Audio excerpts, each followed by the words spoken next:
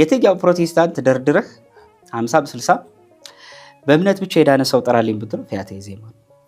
አሁን በቀኝ በኩል የነበረው እሱ ፈያታዊ ዜማን እንዲህ ይሄን ሳይፈጽም እንዴት ነው ገነት ሊገባ ይቻላል ብለው ይጠይቃሉ። እኔ በጣም የሚገርመኝ አንዳንዴ ፈያታዊ ዜማን ከመጥቀሳቸው የተነሳ እኔ እንደውም ፈያታዊ ዜማን አርብ ከደረሰበት መከራ ይልቅ በእነሱ አንደበት የደረሰበት መከራ ይበልጣል። ለሐሰት ምስክር ሲቀርብ እኔ እንደውም ፈያታዊ ዜማን የተሰቀለው ዘንድሮ ነው እላለሁ። በጣም የሚገርመው ነገር ፈያታዊ ዜማን ማለት እንደውም ከሰባቱ ሚስጥራት ቤተክርስቲያን አንዱ ፈጽሞ የዳነ ሰው ነው።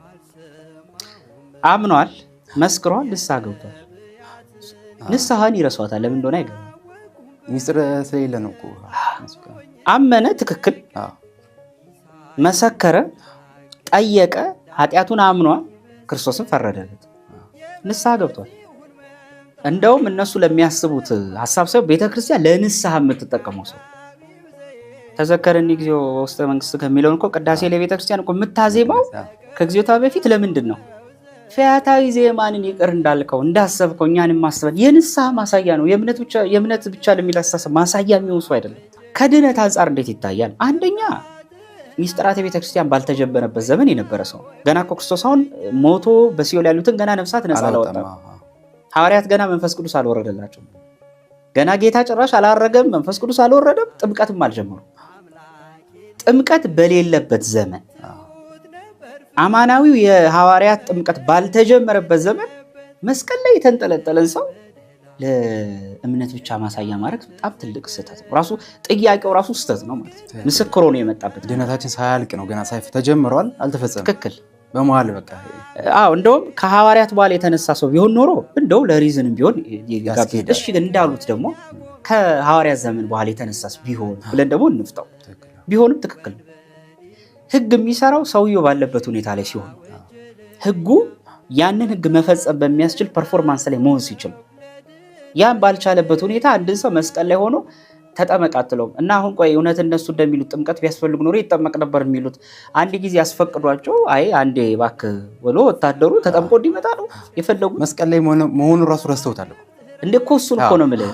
ልክ ነፃ እድል እንዳለው አይነት ነገር እድል ኖሮት አይ ይቅርብኝ ጥምቀት አልጠመቅም ብሎ ሸሽቶ የመጣ አይነት ሰው ነው ያስመሰሉት። እንዴት ነው አስፈቅዶ አይጠመቅ? ከየት ያመጣዋል? የሚወሰነው ወይም የሚለካው ሰውየው ባለበት ሁኔታ። ለምሳሌ በጣም ህመም ያለባቸው ወንድሞች አሉ። ቤተክርስቲያን ጾም ላይ የምትዳኝበት መንገድ እንዴት ነው? የጤንነታቸውን ሁኔታ የእድሜያቸውን ሁኔታ ባማከለ መልኩ ነው። ስለዚህ ፈያታዊ ዜማን እነሱ ለሚሉት ሁኔታ የሚቀርብ ሰው አይደለም። ባይሆን እነሱ በሐዲስ ኪዳን ግን አንድም ሰው ሊያሳዩን አይችሉም። በእምነት ብቻ የዳነ ሰው የለም። ፈያታዊ ዜማን በንስሐ የዳነ ሰው ነው። ሲቀጥል እዚህ ላይ አንድ ጥያቄ ላቅርብ። በግራ የተሰቀለው እሱንም ማንሳት ያስፈልጋል።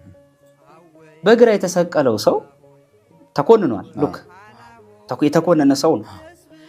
በሁለቱ መካከል ያለው ልዩነት የማመንና ያለማመን ብቻ አይደለም። አምኖ እኮ ዝም ማለት ይችል ነበር። ግን ምን አለ? ወቀሰውና ስለ ኃጢአት ምን አለ? አመነ፣ ተጸጸተ ማለት። ሌላም ልጨምርልህ፣ ማመን ብቻ ቢያድን ኖሮ ይሁዳ በዳነ ነበር። አምላክ መሆኑን በደንብ ያምናል፣ ችግር የለበትም። መምህር መሆኑን ያውቃል፣ ግን ልቡ ተንኮል ነበር። ግን ልካደው አለ፣ ግን ገንዘብን ወደደ። ማመን ብቻ ቢያድን ኖሮ ጴጥሮስ አላውቅም ብሎ መካዱ ብቻ ንስሐ ሳይገባ በዳነ ነበር። ስለዚህ ይሄ ትምህርት ለፈያታዊ ዜማን በዚህ ትምህርት ምስክር ሆኖ ሊቀርብ የማይችል ያስባል።